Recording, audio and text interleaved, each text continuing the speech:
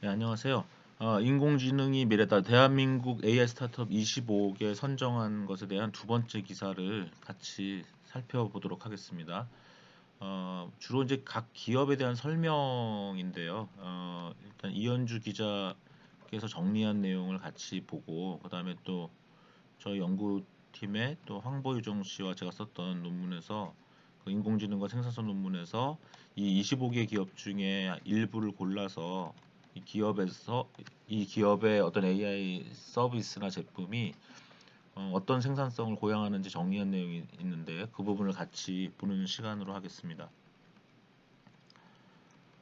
이현주 기자께서 이제 이렇게 정리하네요. 앞서 말씀드린 것처럼 이현주 기자의 글이 이제 저의 어떤 구두로 얘기한 내용, 그 다음에 제가 또 보내드린 내용 이런 것들이 섞여서 이현주 기자께서 이제 정리했다 이렇게 보시면 돼요. 그래서 약간 공저의 성격도 있는데 이제 그 어떻게 보면 뭐 그 언론엔 저희가 자료를 제시하고 언론에서 그걸 선택했다고 볼 수도 있죠. 이제 논문이라는 것은 정말 학자가 자기가 선택해서 완전히 내는 거고요. 언론에서 뭔가 언론과 학자가 협업할 때는 저는 웬만하면 언론을 좀 인정을 해줍니다. 왜냐하면 언론의 시각이라는 건 이제 사회의 시각이거든요. 수용자의 시각. 저는 제공자의 시각으로서 어떠한 AI 연구나 경영학적 연구에 대한 내용을 제시를 하면 언론은 그걸 또 수용자의 시각으로 바꾸죠. 그래서 이제 그런 필터를 또 거쳐서 나오게 됩니다. 그래서 음, 예, 그 정도 말씀을 드리고요. 그래서 인간의 지능을 담고 싶은 AI는 이런 게 이제 저는 이제 마음에 들지 않는 건데 뭐 할 수 없죠. 예, 여전히 또 인간의 지능을 담고 싶은 AI라는 이런 약간 잘못된 설명을 이현주 기자께서 첫 문장에서 벌써 하고 있어요. 예, 어떤 인간의 지능을 담고 싶은 AI는 잘못된 겁니다. 예, 그렇지 않아요. 근데 이제 그냥 AI는 할게요. 그래서 AI는 대표적으로 사람의 눈과 같은 시각 지능, 말에 해당하는 언어 지능을 발전시켜 왔다. 이렇게 이제 문을 열고 있네요. 이번 랭킹 조사에서 전체 1위가 누가 나왔습니까? 어, 그 언어 분야에서 나왔잖아요. 근데 언어와 시각 분야? 왜 언어와 시각 분야에서 나왔다 이런 표현을 왜 했는지 모르겠는데 일단 다시 1등을 보죠. 1등이 샌드버드가 1등이 됐네요. 리드가 2등, 3등 베어로보틱스는 시각이 필요하죠. 4번 비프로 컴퍼니도 시각이 필요합니다. 5번 파운트 시각 필요 없고요. 6번 뷰노 시각이 필요해요. 7번 플리토 시각 필요 없고요. 8번 크래프트 테크놀로지 시각 필요 없습니다. 9번 슈퍼빈 시각 필요해요. 10번 알체라 시각 필요합니다.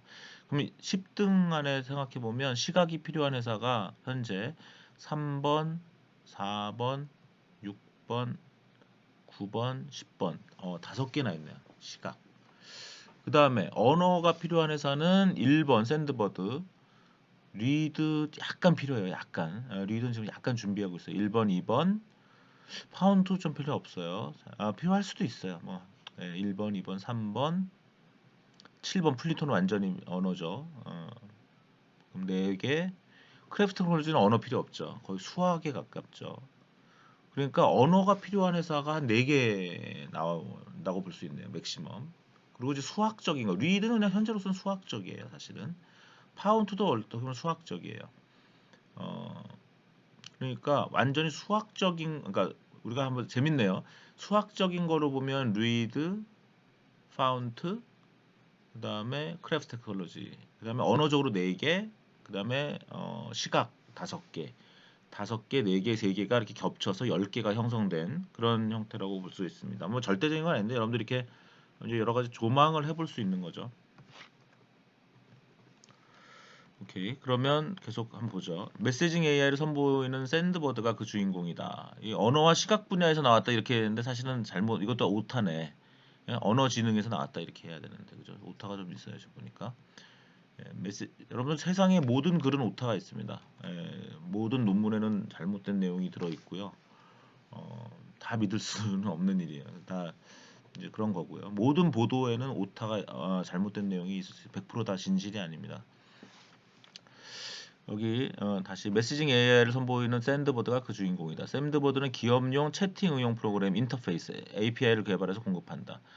기업들의 웹과 앱에서 메시지나 채팅이 가능한 솔루션을 판매하는 B2B 기업인데 이 회사는 미국 실리콘밸리 벌린 게임이 있어요. 벌린 게임은 샌프란시스코 공항에서 약간 북쪽 정도일 거예요. 바트 타면은 벌린 게임 스테이션이 있습니다. 한번 볼까요? 바트 여러분 이제 캘리포니아 그 샌프란시스코 영역을 가면 바트를 탈 일이 가끔 있을 텐데 바트가 베이 에어리아 트랜짓쯤 돼요. 거의 약자쯤 되는데 여기 보시면 베이 에어리아 래피드 트랜짓이죠. 저도 이거 참 많이 탔는데 여기 보면 샌프란시스코 공항이 있죠. 여기 SFO 벌링 게임이 특별히 없네. 벌링 게임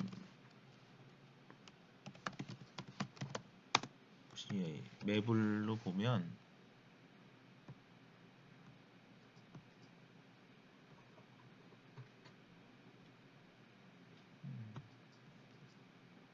그쵸. 밀브레 여기 밀브레가 있죠.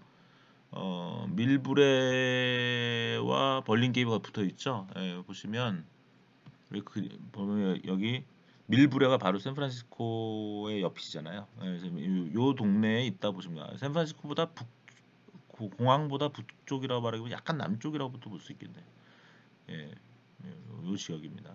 요 지역에 이제 벌린 게임이고 더 밑으로 내려가면 산마테오 이런 데가 나오고 더 밑으로 내려가면 이제 맨로팍, 레드우드, 그러다가 이제 팔로알토가 나오고 더 밑으로 내려가면 마운틴뷰, 산타클라라, 더 내려가면 산호세 이렇게까지 연결되는 게 이제 흔히 말하는 실리콘밸리입니다.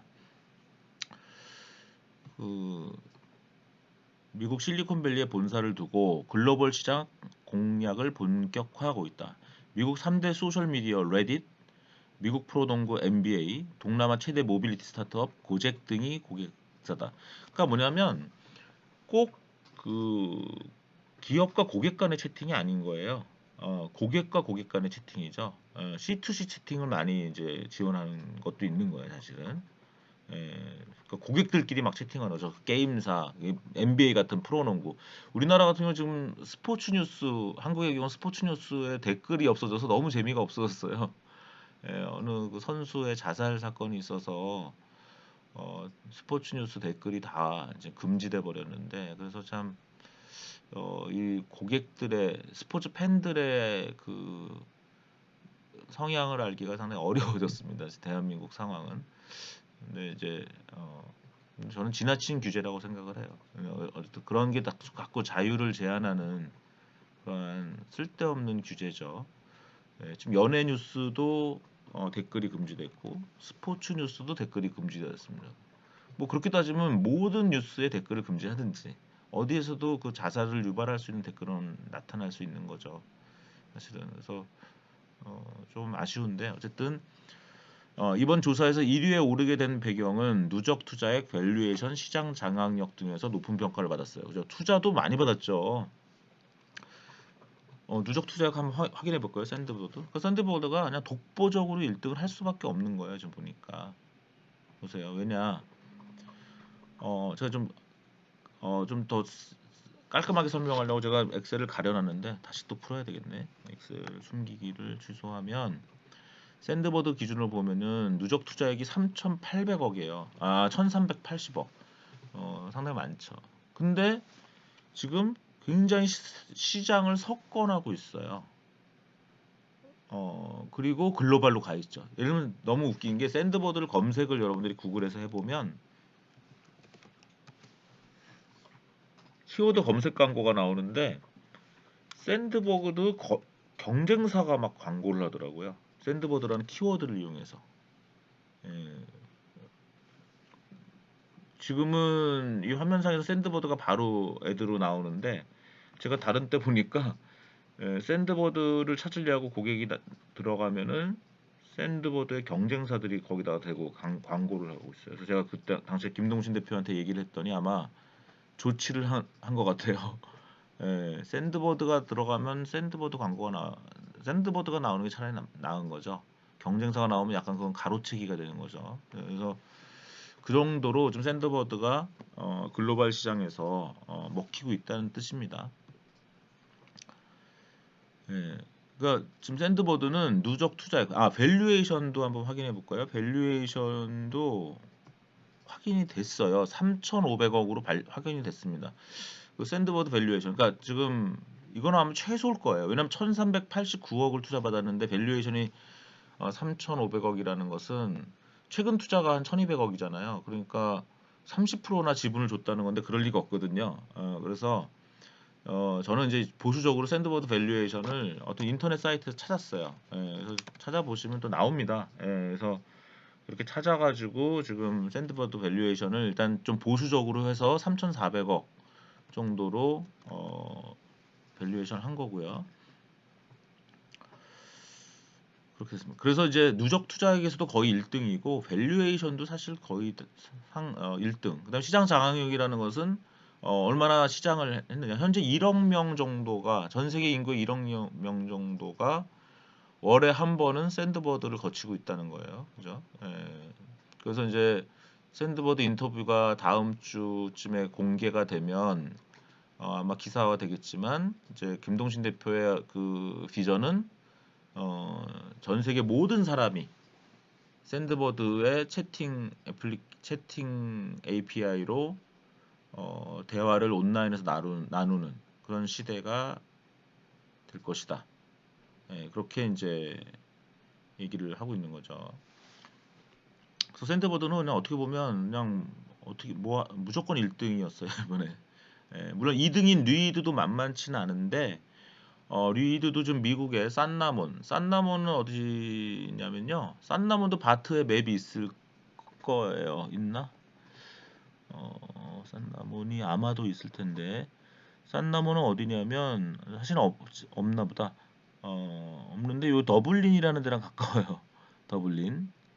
더블린 더블린은 이제 그 아일랜드의 수도인데 샌프란시스코에도 캘리포니아에도 더블린이라는 도시가 있어요. 한번 산나몬 한번 찾아볼게요. 여러분들이 실리콘밸리에 대해서 한번 이렇게 느낌이 있어야 됩니다. 사실은 그 맵으로 한번 볼게요. 산나몬이 여기는 이제 이스트베이예요. 이제 전형적인 실리콘밸리는 웨스트베이죠. 아까 얘기한 뭐 팔로알토, 마운틴뷰 그 그런 곳이 있는 곳이라면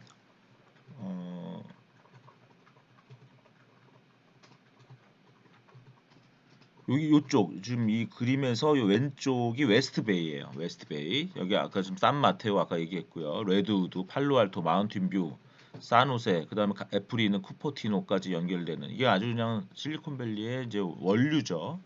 근데 요즘은 실리콘밸리가 확장돼서 꼭 여기만 실리콘밸리가 아니에요. 이 오른쪽에 이 건너 이스트베이도 실리콘밸리로 치는 거죠, 이제는. 그래서 지금 리드는 여기 어디에 있는 거예요. 산나몬 다시 한번 산나몬을 이 지도에서 보여주면 여기잖아요. 다시 제가 크게 그걸 보면은 지금 요 에어리가 산나몬이잖아요. 제가 아까 플레젠튼이랑 가깝다 그랬잖아요. 더블린이랑 더블린 직전이네. 바트맵으로 보면 다시 한번 그러면 바트맵으로 어 산나몬을 어떻게 가야 된다 생각하면 요 플레젠튼 전 카스트로밸리나 뭐 이런 데가 산나몬 근처예요. 아주 신도시 같은 거예요. 분당 같은 물론 작죠. 작은데 그냥 타운하우스나 아파트가 많고 이런 곳입니다. 여기에 지금 리드가 들어가 있어요. 그래서 리드가 상당히 샌드보드의 뒤를 쫓는 듯한 내년에 이제 샌드보드가 1등일지 리드가 1등일지 모르겠지만 누적 투자액도 리드가 아직 844억, 밸류에이션도 리드도 어디서 그 공개한 리드는 공개하지 않았는데 이제 다른 벤처 투자 분석 사이트 같은 데서 리드가 현재 밸류에이션이 한 3,100억 정도인 것 같다. 이렇게 분석한 내용이 있어서 제가 거기를 집어넣은 겁니다. 그래서 상당히 월등하게 지금 밸류에이션이 지금 높은 거죠. 샌드버드랑 리드가 그런 상황이라고 보시면 되겠습니다. 그래서 이제 1, 2등에 대해서는 거의 논란의 여지가 없다라고까지도 볼 수 있습니다.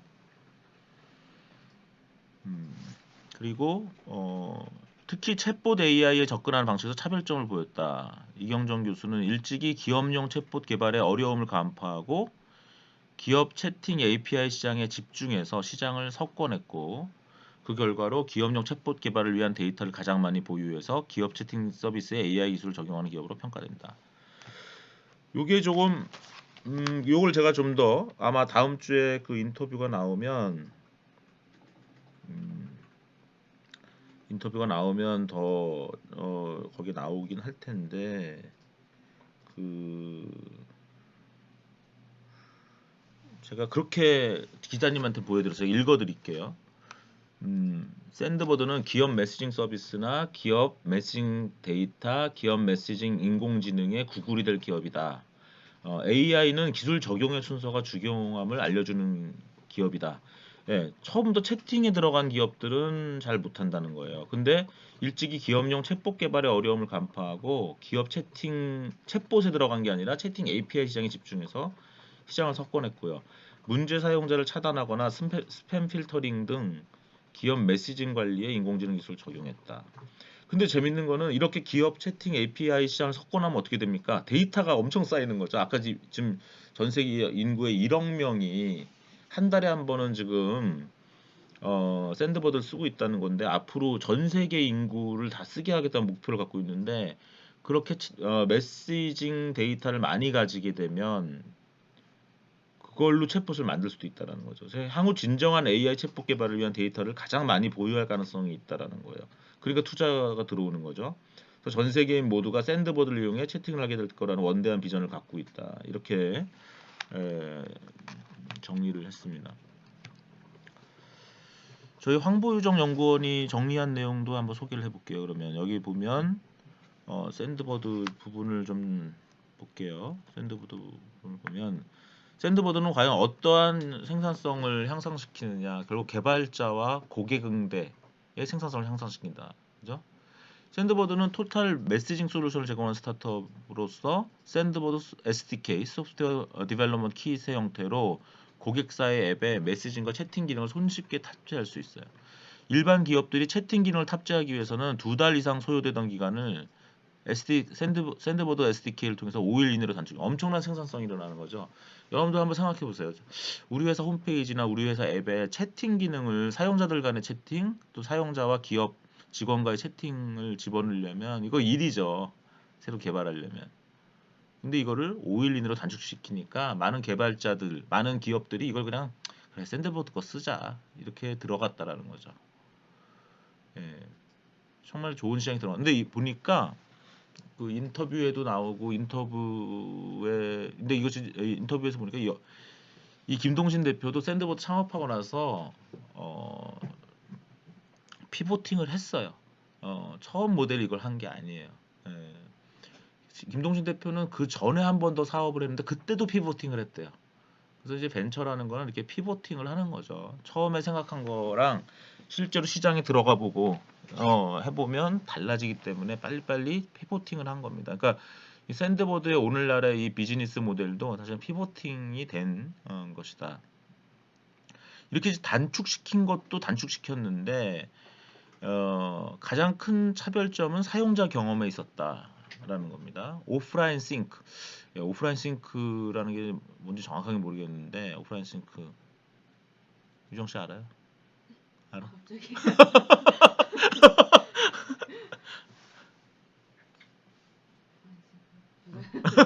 알았어. 기습적으로 제가 유정 씨한테 질문했는데 옆에 공조자가 있으니까 좋네요. 강의할 때도 그 인공지능 기술을 활용한 문제 사용자 차단. 그러니까 지금 샌드버드는 어떻게 보면 AI 회사 아니다라고 주장할 분이 있을 수 있어요. 근데 제가 왜 넣냐면 이 AI에 대한 발언을 굉장히 이미 일찍 했다. 챗봇에 어렵다라는 거를.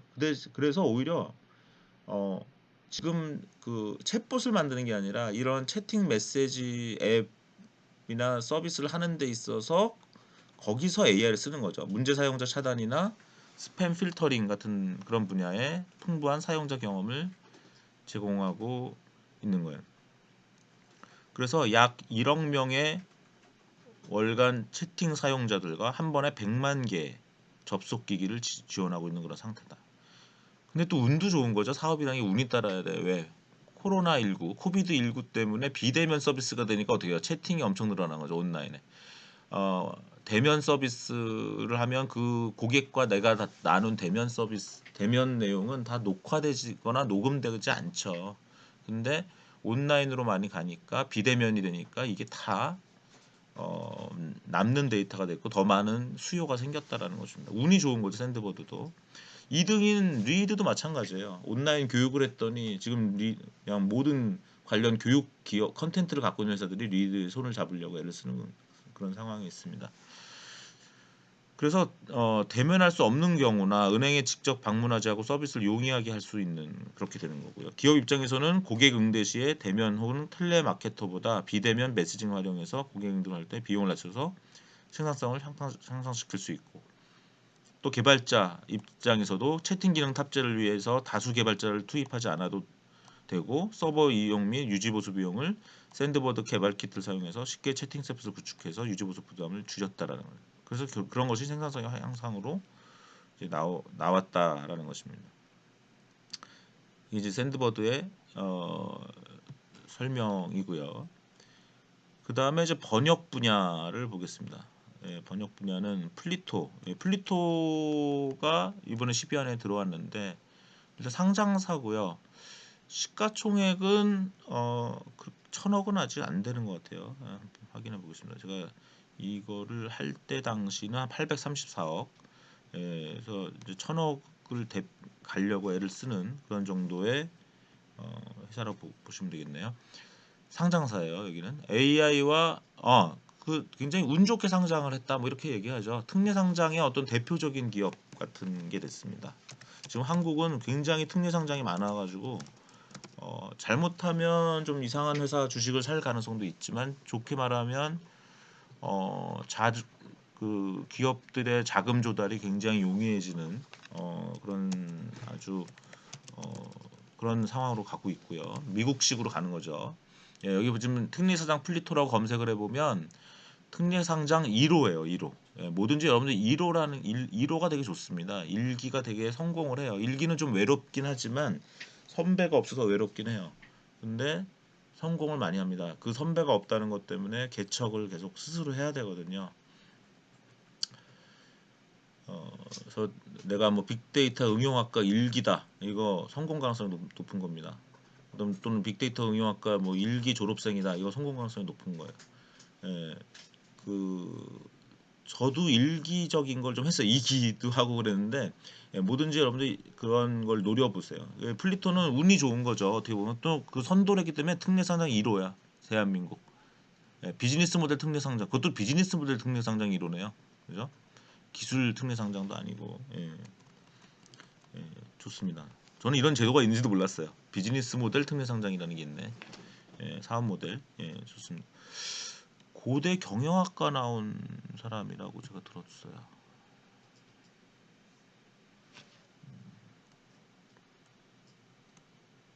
고대 경영학과 졸업하고 SKT에 들어와서 이제 일을 하다 보면서 상장한 그런 케이스입니다.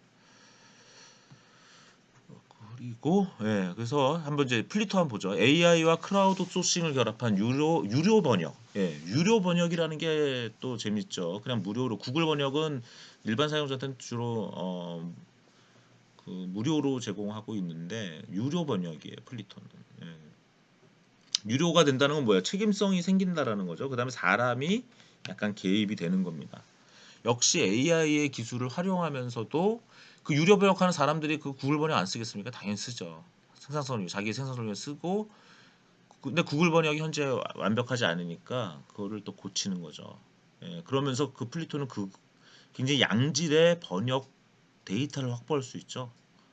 계속 결국 AI와 사람이 혼합된 비즈니스 모델에서 점차적으로 사람의 개입을 줄이면서 생산성을 늘리고 AI의 개입을 늘려 나가는 그 과정에서 서비스로 돈을 벌고 그걸로 데이터를 또 축적한다.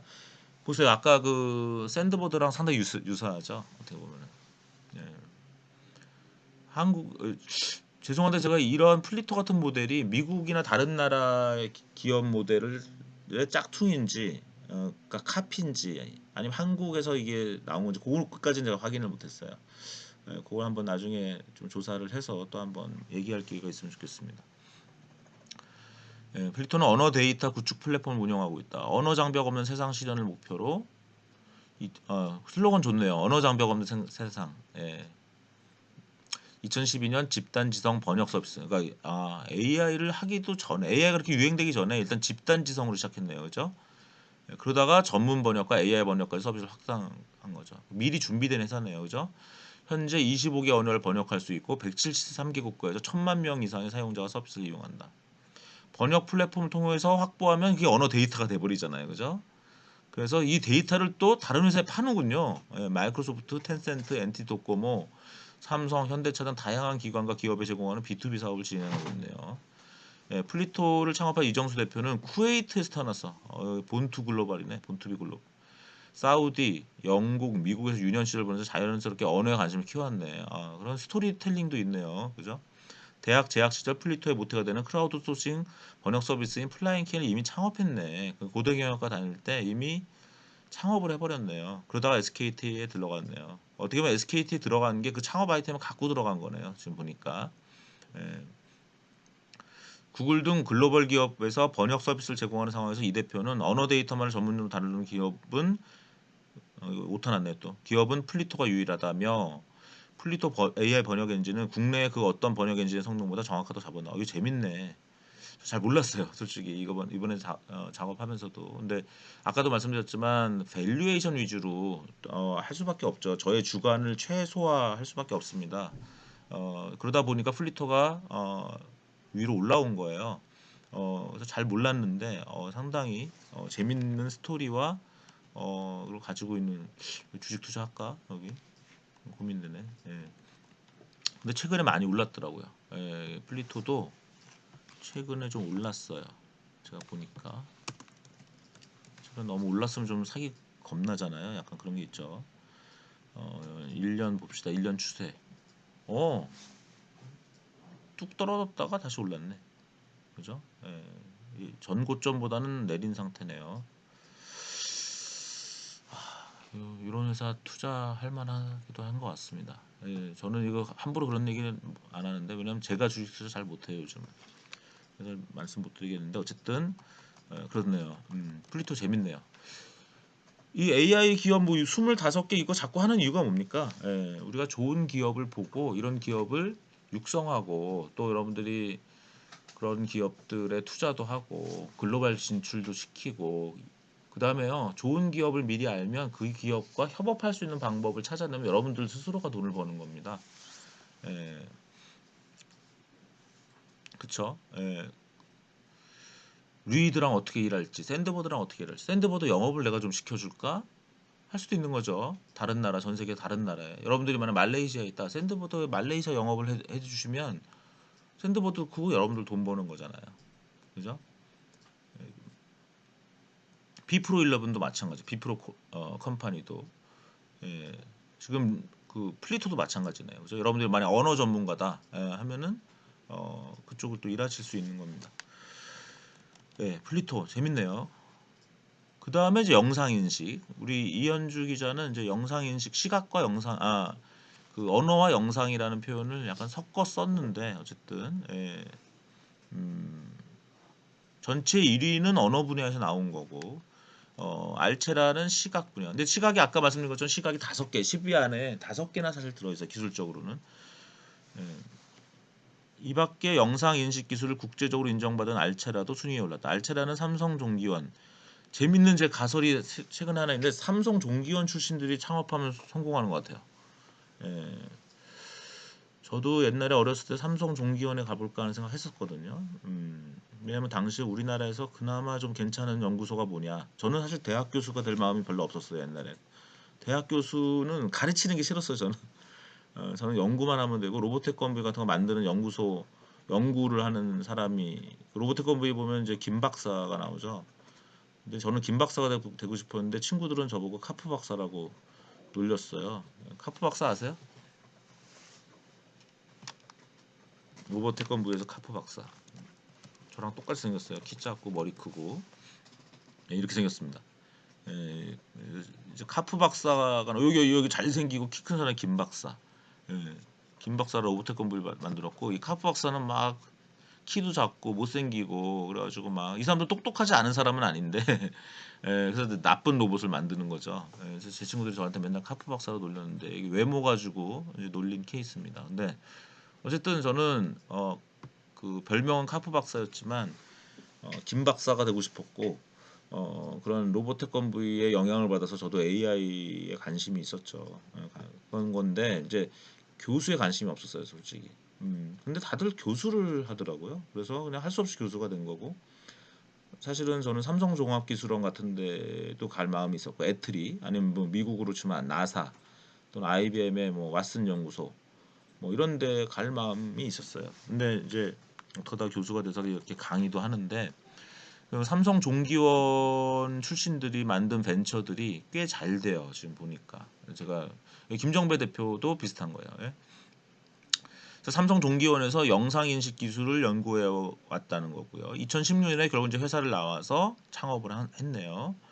그래서 창업한 AI 영상인식 기술 전문 업체로 증강현실 AR 카메라 앱 스노우, 예, 아까 말씀드렸던 네이버의 스노우, 네이버가 투자한 스노우에 사용된 얼굴 인식 기술을 시작해서 유명해졌고 산불 등 화제 영상 인식 지금 캘리포니아 산불이 대단하잖아요. 실제로 이 회사에서도 캘리포니아 쪽이랑 계약을 맺어서 산불 감시 시스템을 하고 있어요. 사람이 육안으로 보려면 피곤하죠. 불이 얼마나 자주 나겠어요. 그러니까 이게 참 보면 하루 종일 봐도 불은 안 나는데 어느 날에도 불이 크게 나 있는 거죠. 그러니까 이런 거 다 인공지능으로 해주는 게 맞죠. 그래서 화재 영상 인식 시스템, 그다음에 출입국 심사 안면 인식 시스템, 우리 공항에 가서 하는 거, 그다음에 얼굴로 결제 가능한 그런 얼굴 결제 시스템 이런 것들, 그러니까 얼굴 인식 위주로 하고요. 그다음에 이제 산불 같은 화재 영상도 하고 있는 영상 인식 전문 기업이다. 이렇게 보시면 되겠습니다.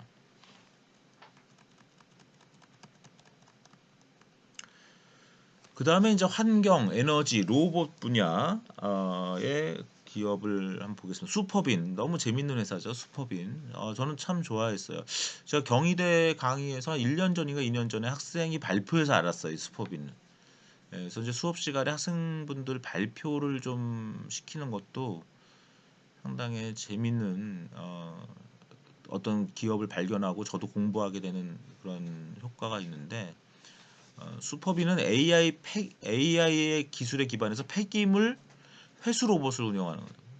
로봇이라고 봐야 될지는 모르겠지만 이런 약간 자판기처럼 생겼죠.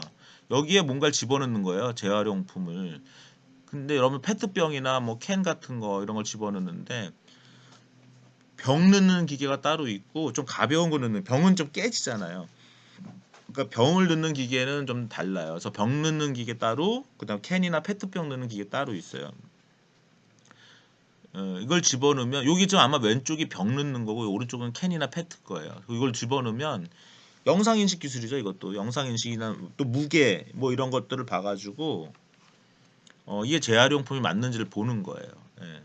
무관심 속에 버려지는 폐기물의 가치를 기술을 활용해 끌어올렸다. 재활용을 촉진해서 환경 문제를 해결하기 위해 AI와 비즈니스 모델을 잘 결합한 기업으로 평가된다.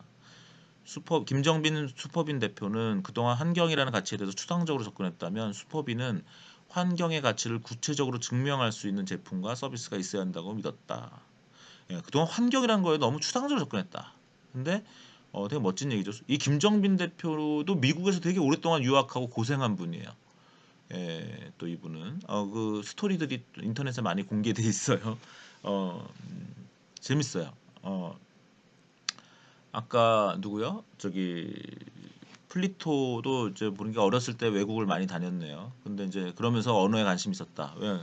뭐 부모님 따라 다녔겠죠. 아버지가 사우디 가면 사우디 가서 살았어야 되고 막 그랬었나 봐요. 그죠? 그랬는데 이제 이 김정민 대표는 아마 박사를 받을 것까지도 생각하다가 외국에서 많은 대학원 생활을 하다가 학부도 아마 중간에 다니고 한국에 와서 이제 이 새로운 사업을 만들어냈어요. 음, 굉장히 좋은 얘기네요. 환경의 가치를 구체적으로 증명할 수 있어야 된다. 그런 제품과 서비스. 그러니까 그죠? 환경 운동이 좀 허무한 게 환경 운동만 하면 뭐예요? 환경을 잘 지키고 보호하는 제품과 서비스를 내놓는 게 더 중요하죠. 어떻게 보면. 예. 환경 운동만 하게 되면 비현실적인 요구를 하게 돼서 갑자기 탈원전을 해야 된다 해서 막 그런 실수를 할 수가 있는 거예요. 사실은 중요한 제품과 서비스. 그러니까 결국은 경영학과 기술을 아는 사람들이 해내야 된다라는 그런 얘기를 할 수도 있겠네요. 그죠? 그래서 AI 폐기물 해수로 보신 네프론, 이거 아까 이걸 네프론이라고 부르는 거네요. 여러분들 뒤에 론이 붙으면 이게 다 기계라는 의미가 돼요. 네프론에 재활용품을 넣으면 AI가 부가가치가 높은 제품을 선별한다. 그리고 이걸 다시 SK 케미칼, GS 칼텍스, SK 케미칼 등 여기 또 오타 있네. SK 케미칼이 두 번 나왔네. 그죠? 화학회사들이 돈을 주고 구매하는 리사이클 소재로 재탄생. 이거를 지금 이런 화학회사한테 갖다 주는구나. 예, 5년 전 3천만 원으로 시작된 슈퍼비는 최근 200억 원의 투자 유치를 이끌어서 기업 가치 1,000억을 인정받은 상태. 예, 그래서 그 보세요. 200억 원의 투자 유치를 하면은 보통 1,000억. 예, 곱하기 5죠. 곱하기 5. 예, 이걸 저도 좀 사용했어요. 포뮬라. 제가 솔직하게 한번 말씀드려 볼게요. 포뮬라가 어떤 포뮬라가 들어가 있는지. 최근 투자액이 만약 370억이다. 그러면 밸류에이션을 어떻게 계산해야 되느냐? 여기 보시면 곱하기 M6를 했죠. M6 S1 4.5 4.5를 곱한 거예요. 그러니까 최근 투자 금액에 4.5나 5를 곱하는 거예요. 대충 4에서 5. 4를 곱하면 어떻게 돼요? 방금 투자한 금액이 25%로 투자자한테 지분을 줬다는 얘기잖아요. 보통 3, 40%는 안 줘요. 아무리 많이 줘도. 그렇게 요구하는 것도 예의가 아니라고 보고 있습니다. 보통. 그래서 20%에서 25%. 그러니까 4를 곱하거나 5를 곱하는 거예요. 사실 이 밸류에이션을 추정한 것도 대충 한 게 아니라 다 이렇게 한 겁니다. 이 포뮬라를 이용해서 한 거예요. 밸류에이션이 나와 있을 때는 그렇게 안 하고 밸류에이션이 나와 있지 않을 때는 그걸 이용해서 밸류에이션 한 겁니다. 그래서 최근 투자액이 있을 때는 최근 투자액을 반영하려고 했었고 누적 투자액이 있을 때 누적 투자액에서 2.5를 곱한 거예요. 누적 투자액에는 2.5를 곱했고 최근 투자액에는 4.5를 곱한 거예요. 예, 그렇게 이해를 하시면 되겠습니다. 이게 그냥 막 제가 자기적으로 한 게 아닙니다. 예, 그 딱 이해가 되잖아요. 200억을 투자해서 기업가치 1,000억이다 이렇게 나오잖아요. 그죠? 예, 폐기물 회수 로봇 네프로는 3년 전 6개를 판매한 후 현재는 전국에 160개. 생각보다 많이는 안 팔았다. 그죠? 160개 정도는. 하지만 뭐 처음이 중요한 게 아니잖아요. 처음엔 작아도 계속 올라갈 수 있는 겁니다. 인코드 테크놀로지는 에너지 분야에서 AI를 접목했다. 예, 에너지 분야의 사물 인터넷 기업에서 이제 AI 기업으로 성공적으로 변신하고 있다는 평가를 얻는다. 신재생 에너지에 AI 기술을 도입해서 태양광 발전량을 예측하고 ESS라고 그러죠. 에너지 저장 장치의 최적 충방전 알고리즘을 개발했고 최근 부상하는 마이크로 그리드 사업을 영위할 수 있는 기반을 마련했다. 또 소프트뱅크와 퀀텀 펀드에서 투자받았다. 미국 실리콘밸리 본사를 두고 한국, 미국, 일본 등에서 수주를 이어가고 있다. 예, 인코 테크놀로지가 최근 소식이네요. 예, 제가 앞서 설명을 좀 드렸습니다. 그 다음에 이제 베어 로보틱스. 예, 이런 로봇이죠. 이거 하는 회사죠. 예. 예, 사람 같은 로봇 이런 것들은 실패한다고 제가 여러 번 말씀을 드렸습니다. 예, 사람 같지 않아야 되는 거예요. 예, 기능만 잘 수행하면 되는 거예요. 예. 사람 같은 거는 사람으로도 충분하지 않나요? 우리 같은 사람만 있어도 왜 세상에 로봇이 또 사람같이 생겼어야 되죠? 예, 그래서 베어 로보틱스 솔직히 저는 처음에 이거 조금 의심했어요. 이게 될까 했는데 될 것 같아요. 예, 제 지금 느낌은. 그래서 자율주행 로봇 분야에서 세계를 무대로 뛰고 있는 베어 로보틱스도 눈길을 끈다. 2017년 실리콘밸리 또 시작됐죠 또. 그죠? 이제는 한국 사람들이 한국에서만 사업하는 게 아니라 다 이렇게 좀 너무 심할 정도네요. 그죠? 예. 샌드보드도 아예 거기서 시작했고요. 예. 예, 로보틱스 AI 개발 기업으로 서비스용 자율주행 로봇 서비를 개발해서 공급하고 있다. 서비는 레스토랑의 주방과 손님 테이블 오가며 음식을 운반합니다. 하정우 대표는 구글 엔지니어 출신이구나.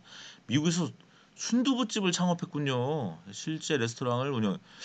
팔로알토에 순두부집 있는데요. 제가 자주 갔는데 거긴가? 하루 종일 서서 일을 하는 서버들의 피로감을 몸소 체험한 뒤 기술로 문제를 풀었다.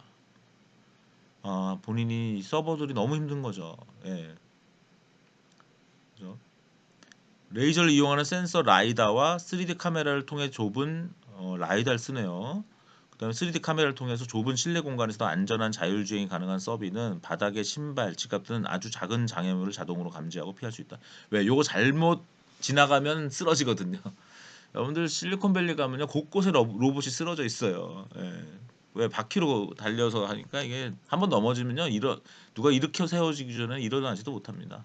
그래서 잘 안 넘어지는 게 굉장히 중요하거든요. 그러니까 바닥에 신발, 지갑 이런 아주 작은 장애물을 자동으로 감지하는 게 필요하겠네요. 그죠? 이걸 통해서 고객 테이블까지 안전하게 음식을 운반한다. 단순 반복적인 작업은 자율주행 로봇이 담당하고 사람은 더 가치 있는 일에 집중할 수 있다. 사람을 늘 대체한다고 생각하시면 안 돼요. 예, 사람을 더 가치 있는 일에 집중하게 하는 것이 AI이고 로봇입니다. 베어 로보틱스는 북미, 아시아, 유럽 등 여러 국가의 레스토랑에 이미 공급한 글로벌화되어 있는 거죠. 기업 카페테리아, 공유 주방뿐 아니라 요양실과 카지노의 로봇을 공급하고 있다. 올해 초 소프트뱅크가 370억, 소프트뱅크가 370억 투자를 했어요. 이미 전 세계로 10,000대 선주문을 했다. 예, 여기도 오타 났죠. 소프트뱅크가 뭐야? 소프트뱅크인데 예. 소프트뱅크 로보틱스의 페퍼가 사실상 실패한 것에 비해서 한국 기업이 실세계에서 잘 사용될 수 있는 로봇을 개발해 시장을 키우고 있고 글로벌 시장 석권도 기대할 만한 기업이다. 손정 회장님이 대단한 거죠. 소프트뱅크가 소프트뱅크 로보틱스 알바데란 로보틱스를 인수해서 출시한 게 페퍼인데 그건 처절한 실패를 맛봤지만 그 실패를 맛봤기 때문에 이제는 사람같이 생기지 않은 이 로봇 서비를 만든 베어 로보틱스에 또 투자하는 거예요. 예, 대단한 겁니다. 하기야 300억은 아직 작다, 그죠? 예, 소프트뱅크가 아예 인수하고 싶기도 하겠네요, 그죠? 알데바란 로보틱스 인수했던 것처럼. 그 다음에 이제 뷰티, 패션, 스포츠, 제조, 엣지 A까지 이제 들어갔습니다. 이번에 25대 기업에. 젠페이스 사장님 며칠 전에 만났어요. 지금은 저기 서초동 양재 그쪽에 그 삼성 R&D 센터에 들어가 계시더라고요. 재밌는 거는 젠페이스는 구글에도 들어가 있었고 인큐베이터, 페이스북 인큐베이터 들어 있었고 이번에 삼성 인큐베이터 아주 오늘 한국에 존재하는 좋은 인큐베이터 세 군데를 다 혜택을 받았다고 설명을 하시더라고요. 네, 젠페이스 MZ 세대 요즘 MZ 세대라고 하죠. 밀레니엄 세대랑 Z 세대. 를 공략. 밀레니엄 세대만 해도 벌써 이제 20살이 넘어가고 있는 거고 Z세대는 10대를 공략해서 호응을 얻고 있는 뷰티 AI 기업입니다. 머신러닝 기술을 활용해서 동영상에서 특정 구간으로 이동하는 타임 점프 기능을 만들었죠. 되게 편리해요. 여러분들도 지금 제 강의도 그렇잖아요. 제 강의를 좀 더 제가 성의 있게 표시하려면 젠페이스 얘기하는 곳, 뭐 샌드보드 얘기하는 곳 이런 것들을 점프할 수 있으면 좋잖아요. 예, 내가 뭐 예를 들면 뭐 입술 화장하는 건 잘 알아. 근데 볼 터치하는 건 잘 몰라. 이러면 유저들이 골로 바로 간다는 거예요. 그래서 긴 메이크업 영상을 의미 단위로 분절하고 순간 이동하는 기능을 구현한 것이다. 또한 나와 닮은 유튜버 찾기를 통해서 페이스 매칭을 하고 셀카를 찍으면 AI가 분석해서 뷰티 크리에이터를 추천해 줍니다. 10대 중후반에서 20대 초반의 고객이 90% 이상.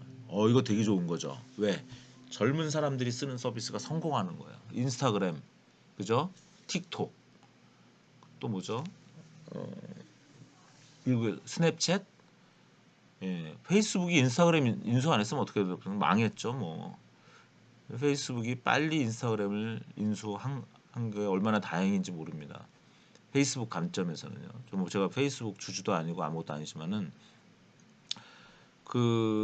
어린 사람들이 사용하는 서비스가 좋은 서비스죠. 그래서 10대 중후반에서 20대 초반이 예, 고객의 90% 이상을 차지한다. 이건 강점이죠. 예, 서비스 오픈 1년 3개월 만에 65만 다운로드. 아까 제가 이번에 AI 기업 25개는 고객한테 반응을 제대로 보여주지 못했던 회사는 다 제외됐어요. 예, 그렇기 때문에 이제 이런 젠페이스는 그렇게 투자액이 세진 않습니다. 근데 그 부분이 투자액은 젠페이스는요. 회사 이름도 웃기죠. 좀 사실 작당모이가 뭐예요? 회사 이름이 작당모이 어디 갔지?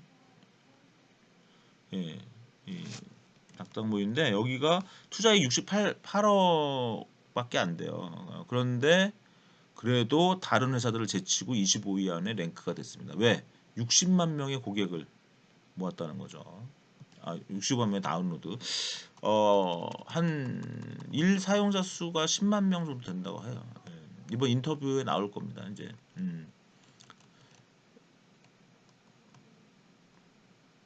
그다음 패션 전문차 상거래에서 제품 추천의 문제를 창의적으로 해결해서 200여 개 기업에 효율적으로 제공하는 독특한 모델을 만드는 오드 컨셉.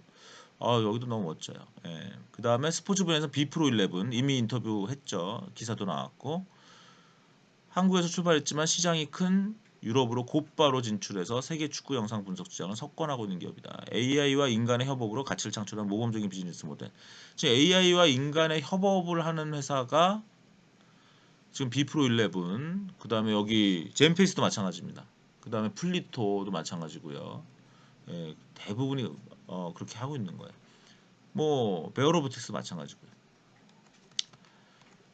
이 밖에 제조 산업 분야에서도 기업들이 활약하고 있다. 마키나락스 하이테크는 제조 분야 설비 고장 예측을 특화한 AI 기업이고요. 설비 관리 예측 분야에서는 원프레딕트, 기계 설비 수명 예측 기술에 특화된 솔루션을 AI 서비스 업체에 제공하는 비즈니스 모델을 가진 그런 스마트 제조 선도 기업이다. 오히려 여기는 보면 이게 재밌죠. 그 직접 고객을 안 만나고 AI 서비스 업체에 주는 거예요 또. 원프레딕트는 무슨 말인지 아시겠죠? 제조 기업을 직접 만나면 너무 용역이 들잖아요. 그게 아니라 AI 서비스 업체에 솔루션을 제공해서 AI 서비스 업체가 용역을 하게 만드는 거예요. 스마트하죠. 그다음에 엣지 AI를 선보이는 노타는 2015년 카이스트 상례 배치로 시작됐는데 딥러닝 모델 경량화 기술 기반으로 온디바이스 AI 솔루션을 제공하고 있다. AI가 발전할수록 필요하게 될 솔루션으로 장기적 성장 기반을 만드는 기업으로 평가된다. 이 밖에 AI 서비스와 솔루션을 공급하는 와이즈넛, 마인즈랩, 솔트루스, 에자일소다가 순위권에 올랐다. 이렇게 이제 이 기자님이 정리를 끝냈네요. 이 조사 개요는 앞서 강의에서 설명을 했기 때문에 넘어가고요. 아까 인공지능 생산성에서 샌드버드만 얘기했는데 나머지 한번 같이 쭉 보면서 정리를 해보겠습니다. 예, 이 논문을 쓸 때만 해도 이 한경 비즈니스가 발표하기 전이었어요. 그래서 그 레퍼를 못했는데 인공지능 기업을 사회 문제를 인공지능으로 해결하는 AI 기업으로 정의하고 기존 보고서와 검색을 통해서 300개의 기업이 수집되었고 누적 투자 예측, 최근 투자 예측, 상장 기업의 시가총액, 최근 연도 매출액 등 정량적 지표와 비즈니스 모델의 형태, 제품화 수준, 매출 추이 등 다양한 정성적 지표를 종합적으로 고려해서 최종적으로 25개 회사가 선택된 거죠. 이걸 생산성 관점에서 분석을 한 내용이 여기 있는 겁니다. 25개 사례들은 인공지능 기술이 도입해서 기계학습이 일어나면서 물리적 요소들을 줄이고 데이터를 증가시켜서 기업의 생산성, 개인의 생산성, 영어 점수를 빨리 올리는 나한테 금융 관리에 자산 관리의 생산성을 높여주고 건강 관리와 미용 관리의 생산성을 높여주고 또 의료진의 생산성을 높여주는 이런 다양한 분야에서 생산성을 향상시켰다. 베어로보틱스 방금 봤지만 지금 설명드린 내용입니다. 이건 줄여 넘어가 될 것 같네요. 그 다음에 샌드버드, 비프로 컴퍼니 축구 경기 영상을 자동으로 촬영하고 분석하는 거죠. 선수들을 식별하고 각 선수들의 슈팅과 패스 움직임을 기록하고 실시간 전송하죠. 서비스를 제공하기 위한 영상 기술 픽스캠. 구단의 경기장과 훈련장에 9m 높이의 카메라를 3개 설치해서 이걸 촬영 영상 하나로 합치는 것이 스티칭 기술이고요. 선수들의 기록 관리를 제공하고 있다. 카메라 촬영을 통해서 각 선수별로 득점, 실점, 슈팅, 패스, 드리블 등 분석 데이터를 각 선수별로 분석해서 인포그래픽으로 구단에 제공하겠습니다. 오늘 새벽에는 또 손흥민 선수 또 골 넣었죠. 30분 후반에 교체됐어요. 후반에 교체로 들어와서 넣었어요. 예, 베일. 저도 베일이라는 선수 너무 좋아하는데 베일보다 좀 잘하고 있죠. 예, 베일은 좀 그 어디야 웨일즈 출신의 선수죠. 생긴 것도 독특하고 저 지난 월드컵에서 웨일즈가 나왔었잖아요. 예, 베일이 그 슛 하는 거 보면 정말 이거는 예술이죠. 근데 보니까 그동안 레알 마드리드에 있었나? 예, 근데 보니까 그 전에 토트넘에 있었더라고. 저는 몰랐어요. 근데 베일이 들어왔죠. 지난번에는 손흥민 선수가 골 넣었고 어시스트까지 했는데 3대 0으로 웨스트햄한테 이기다가 손흥민 선수 나가자마자 3대 3으로 비겼죠. 베일이 마지막에 진짜 득점 찬스에서는 못 넣었고 이제 베일이 지금 손흥민한테 지고 있습니다. 예, 이제 이런 거는 이 비프로 컴퍼니 거 쓰면 그냥 분석이 확실하게 되는 거죠. 예, 어제도 이제 손흥민이 그 베일이 나가면서 들어왔나 본데 예, 손흥민은 골을 넣어버렸으니까 대단합니다. 예, 쉽게 영상을 편집하고 선수 및 코칭과 스태프 간 원활한 커뮤니케이션을 가능하도록 하는 비프로 에디터를 제공한다. 이러한 서비스를 통해서 기존의 스포츠 분석가들과 코치들이 직접 해야 했던 일을 비프로 11 플랫폼을 통해서 선수별 분석을 자동으로 해줌으로써 물리적 노력 투입을 줄여서 구단의 스포츠 기록 분석가 또는 코치의 생산성을 높여주고 있다. 예, 뭐 이해되시죠? 사실 읽어보시면 다 되는 건데 학생들이 제 동영상 강의를 원하는 것 같아요. 그래서 제가 동영상 강의를 많이 제공하려고 합니다. 슈퍼빈 방금 설명했는데요. 안 한 걸 좀 볼게요. 빈병 72종, 캔과 페트병은 95% 이상 인식해서 회수하고 있고 아까 그 기사에 안 나온 건 뭐냐면 그 회수된 폐기물을 넣어준 사람 있죠. 그 사람한테 계좌로 금액을 주고 있어요. 그래서 지방자치단체에서 선별장을 직영하는 방식이 있고 민간업체가 주민들이 선별한 쓰레기를 수거해 나가는 방식이 있는데 가정에서 나오는 대부분의 재활용품 민간업체가 선별 작업은 직접 사람의 손을 분류하는 그런 노동 집약적 행위였잖아 옛날에는. 근데 이것이 이제는 뭐야? 네프론이 직접 하니까 수거 및 분류 종사자들의 생산성 향상을 가져왔죠. 사람이 안 빠진 게 아니에요. 사람을 완전 대체한 게 아니라 그분들이 일을 하는 거를 줄여주는 거죠. 생산성을 높여주는 겁니다. 마키나락스 제조기업 종사자의 생산성을 향상시키는 사례죠. 제조 장비의 이상 감지에 초점을 맞춰서 제품 품질을 개선할 수 있도록 하고 있는 거죠. 제조 공정 분석 인공지능 서비스를 제공합니다. 이상 탐지 모델, 그다음에 지능 제어 알고리즘을 통해서 제조 장비 및 공정의 센서 데이터를 분석해서 장비 고장, 품질 이상, 제조 불량을 예측해서 가동률을 높이고 효율화에 기여한다. 뭐 생산성이 올라간다라는 건 너무 당연하게 되겠죠. 그다음에 뷰노, 루닛, 콜라인 소프트, 3빌리언 이런 들은 다 뭐야? AI 의료진의 생산성 향상이죠. 의료 보세요.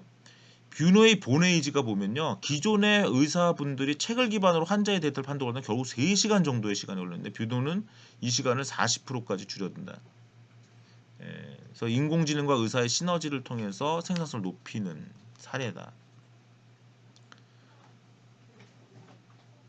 이제 수시간 걸리던 수초 내 이렇게 할 수 있게 만들었다라는 거고요. 이 그래프는 유명한 뷰노가 제시한 그래프죠. 본 에이지 시스템에서 그 뼈 나이를 예측하는 데 있어서 인공지능이 사람보다 잘하더라. 근데 그 인공지능을 사람한테 줬더니 사람이 더 잘하더라. 그러니까 인공지능과 의사가 같이 하는 것이 좋다라는 그런 논리가 개발이 된다라는 것입니다. 루닛도 아까 설명을 드렸고요. 루닛도 역시 의료 서비스 질이 향상되는 동시에 의사들의 생산성을 높여주는 것이고요. 3빌리언 아까 설명을 드렸는데 유전자 정보 분석인 거죠. 결국 의사의 최종 진단에 필요한 판별 과정의 효율성을 높일 수 있다라는 거고요. 리드는 역시 그 공부하는 사람들의 생산성을 높여주는 거죠. 결국은 인공지능 기술을 통해서 자동화 채덕을 통해서 행위자들의 물리적 요소 투입을 줄여주는 것입니다. 물리적 요소 대신에 데이터를 투입하는 것이고 이걸 지정하는 시스템 활용해서 생산성 증가가 일어나는 것이다. 보세요. 아까 베어 로보틱스 같은 경우는 아직은 사람의 음성을 인식해서 주문을 받지는 못하잖아요. 그다음에 결제도 아직 안 되지만 점점 해 나가는 거죠. 점점. 예, 점점 해 나가는 거죠. 그 인공지능과 생산성과 결합해서 한번 마지막 더 정리를 해볼게요. 예, 인공지능 기술은 행위자의 물리적 노동의 투입을 덜하게 하는 대신에 데이터를 활용해서 지능 시스템이 이것을 처리함으로써 생산성을 제고하고 생산성이 발생하는 과정은 기계 시스템이 특정 과업에 대해서 경험을 통해서 성과를 높이는 학습과 인간의 인사이트나 디자인 작업이 들어가서 학습할 수 있는 과업 자체가 많아지는 혁신으로 나눌 수 있다. 이거 인공지능과 생산성 강의에서 이미 얘기한 겁니다. 근데 생산성의 발전이라는 것은 무조건 경제를 성장시키고 고용을 증가시켜요.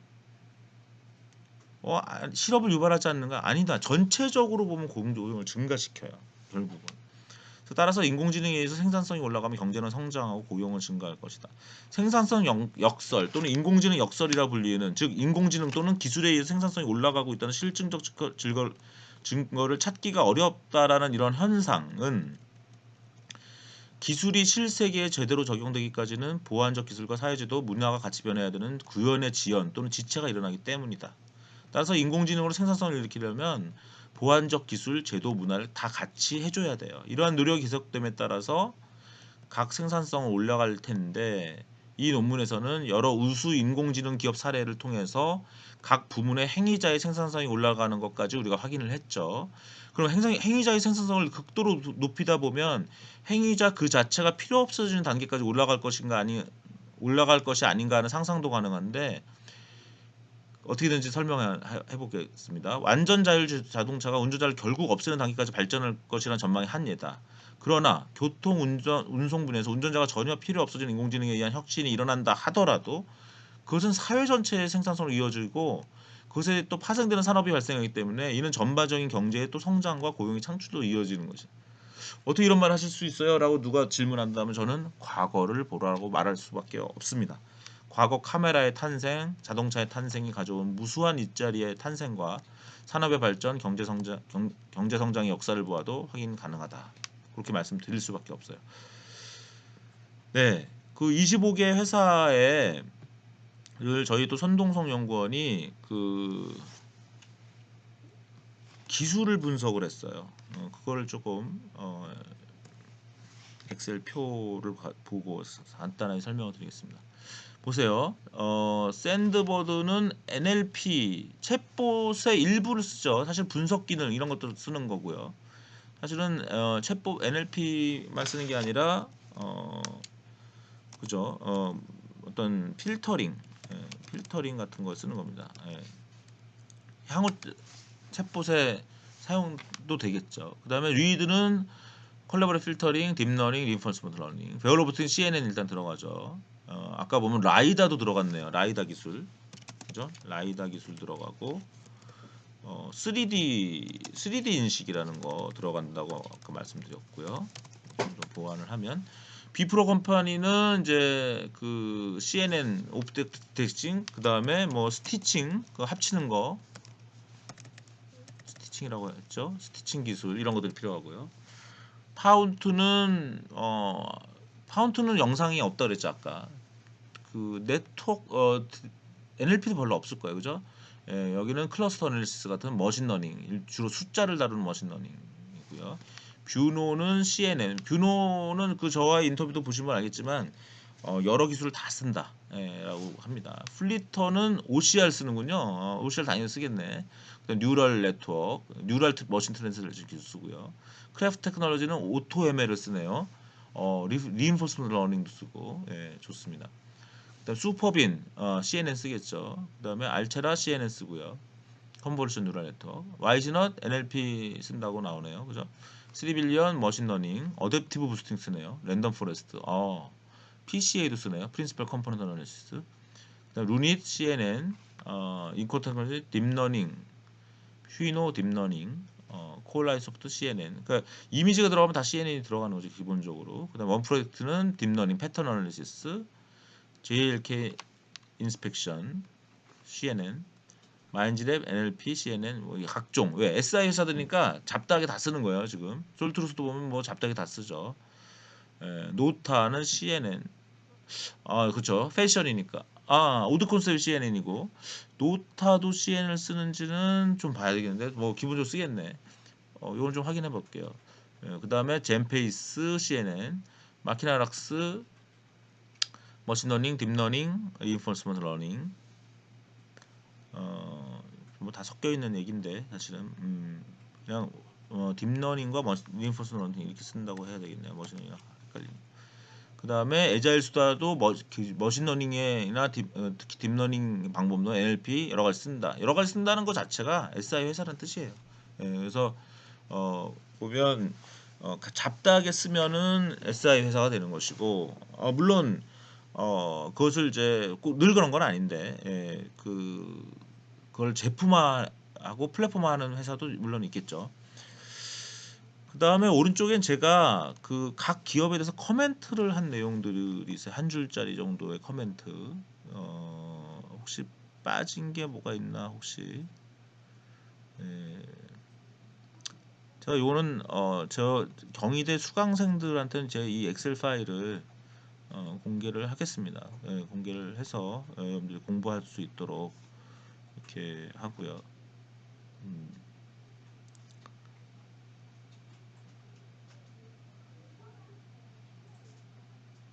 네, 이 정도로 하죠. 이거 다 제가 또 읽어드리기는 좀 그러니까 좋습니다. 그러면 그 AI 대한민국 AI 스타트업 25에 관련된 강의 첫 번째 강의 했고 이번 두 번째 강의를 여기서 마치도록 하겠습니다.